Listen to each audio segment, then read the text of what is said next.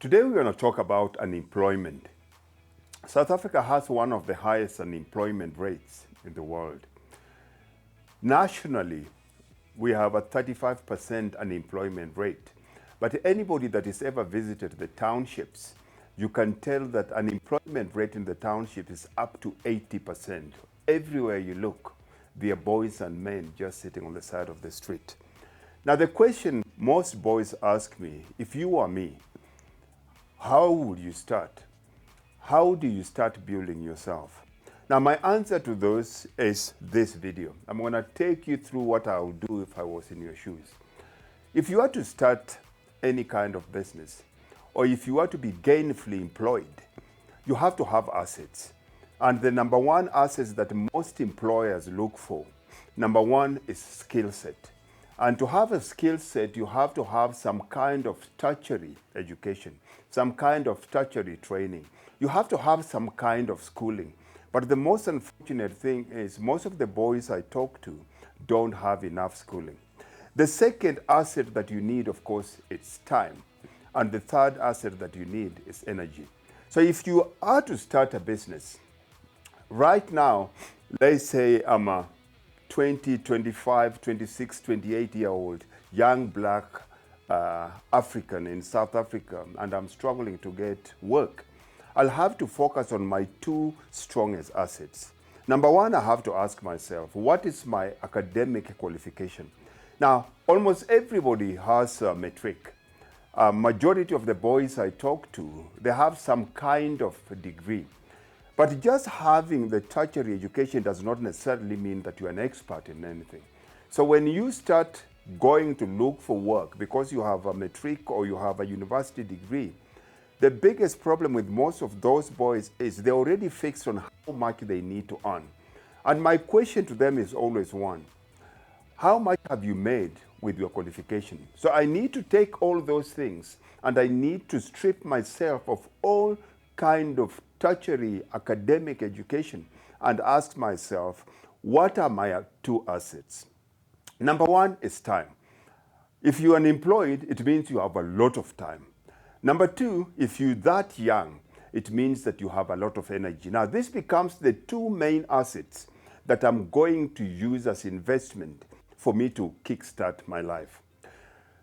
How do I invest them? The first thing I'll do here is I will start to learn. My thing here is you have to learn before you earn. Learn before you earn. Before you earn. The unfortunate problem with most of our kids, they want to earn before learning. And if you look at earning means the L is missing. You have to learn before you earn.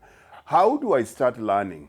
Traditionally, because we didn't believe in academic tertiary education, we used to have the mentorship program. We used to have a system where they'll send you to somebody that is qualified, somebody that is a master in a field. Let's say it's a carpenter.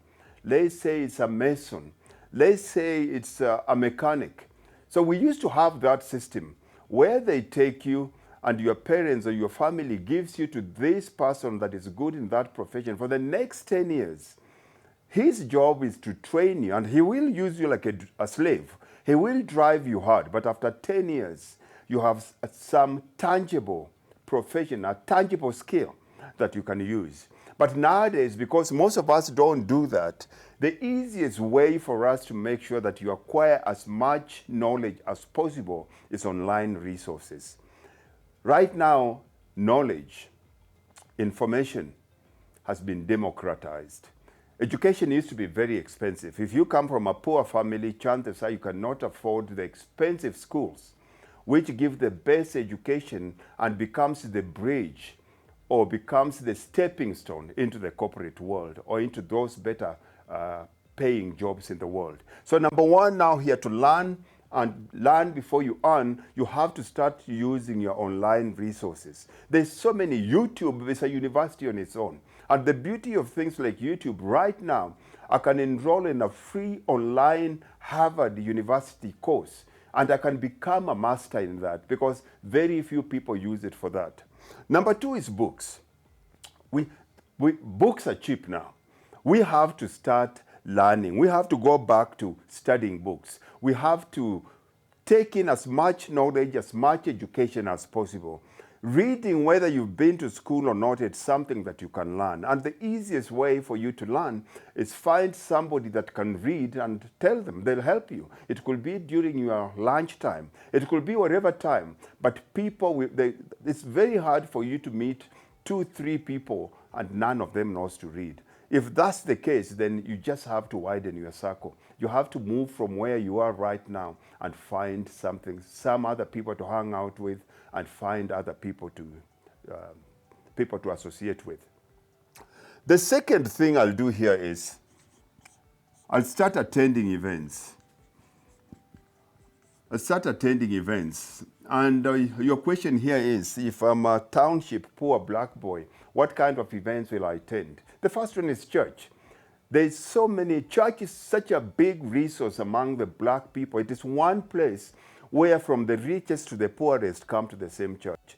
If you went to church with the sole intention that you want to connect with the people in there, going there as an empty cup, that by the time you come out, you want to be filled up, I can guarantee you, if you do less talking and more listening, you will find somebody that is going to take your hand and lift you from your poverty.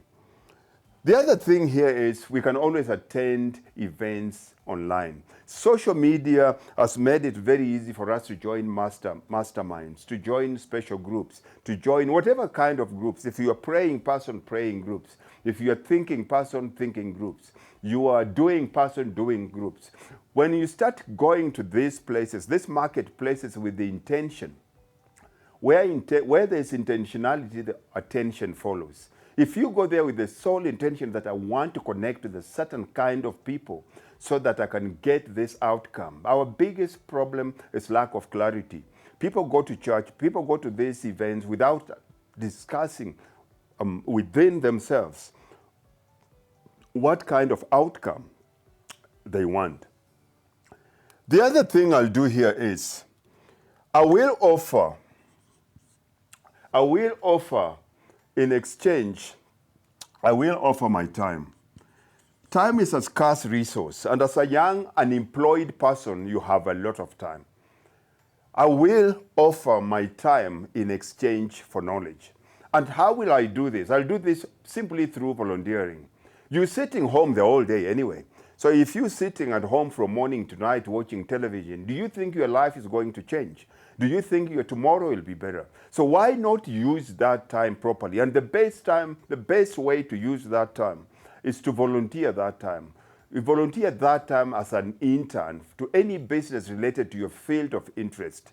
This allows you to gain on work experience. It gives you skill set that you get only from doing. I'm a big believer in experiential learning, where you're learning as you acquire skills. Most people say, you know what, when I become better, I'm going to do this. But the truth is, you can never become better until you start.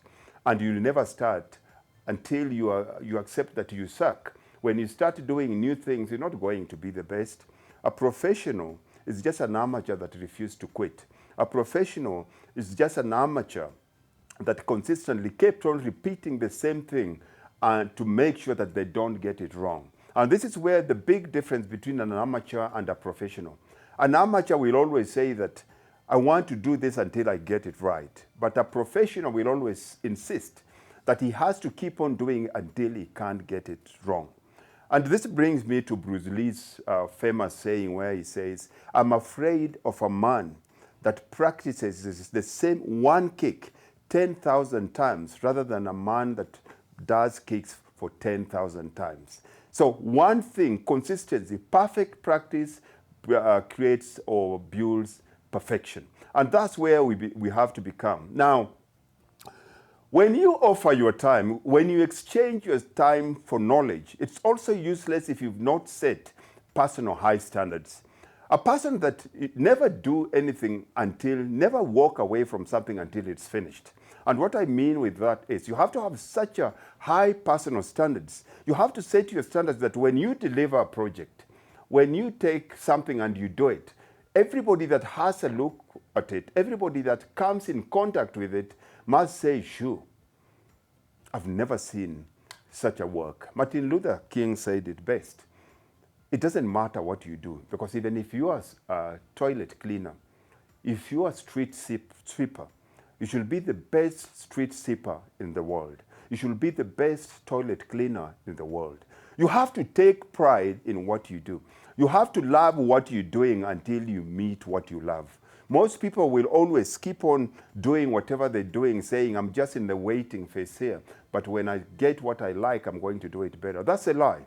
Because until you graduate in terms of excellence, until you graduate in terms of raising personal standards, where you say that I can never hand this project in until it meets this criteria, chances are that you will fail.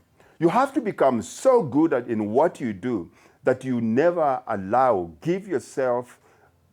put yourself under the power of somebody else that is your boss to fire you. You should be unfireable. You should even be working for someone. He pays you a salary, but he has no power to fire you, because if he fires you, he cheats himself. You have to be replaceable. And to be replaceable, it means consistently you have to keep on writing yourself obsolete. You have to keep on beating your best record every day.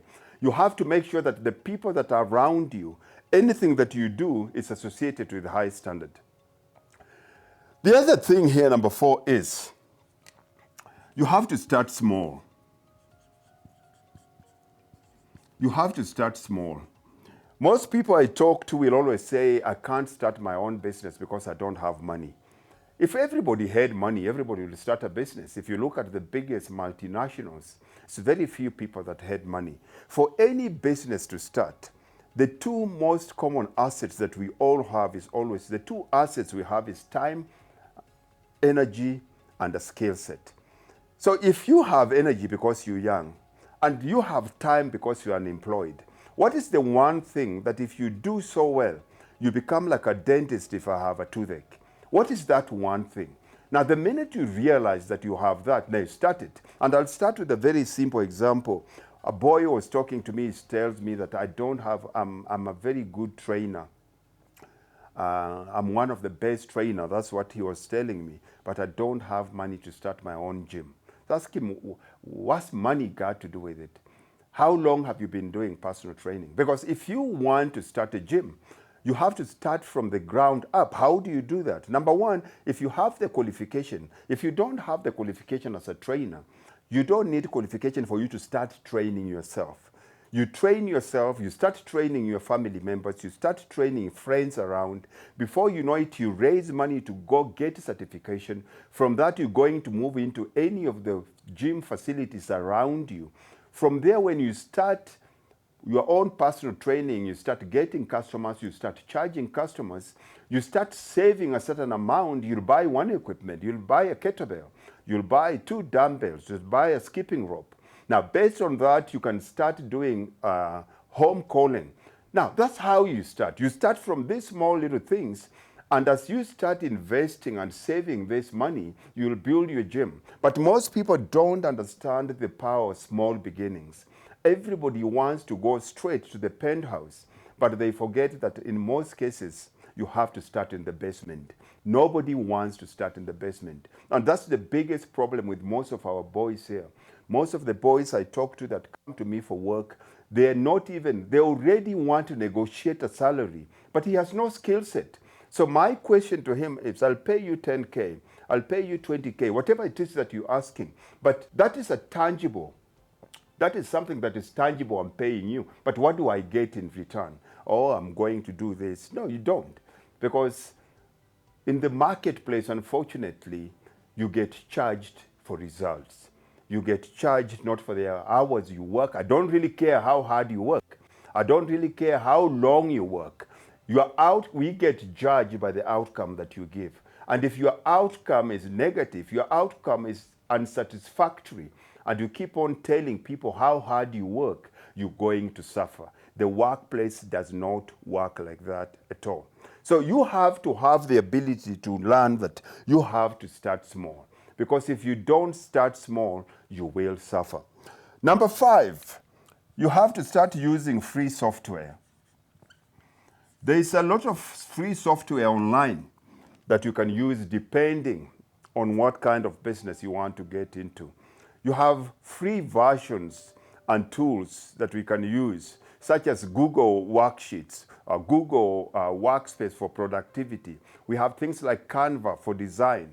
We have Trello for project management. It is depending on what you want to do, be it video production, be it teaching, be it a service-related offering, be it a product, but there is always a lot online at this point. And if you are technologically challenged, I will beg you that you have to upgrade yourself. In the world that we're living in now, unfortunately, if your technology skills are low, you will suffer.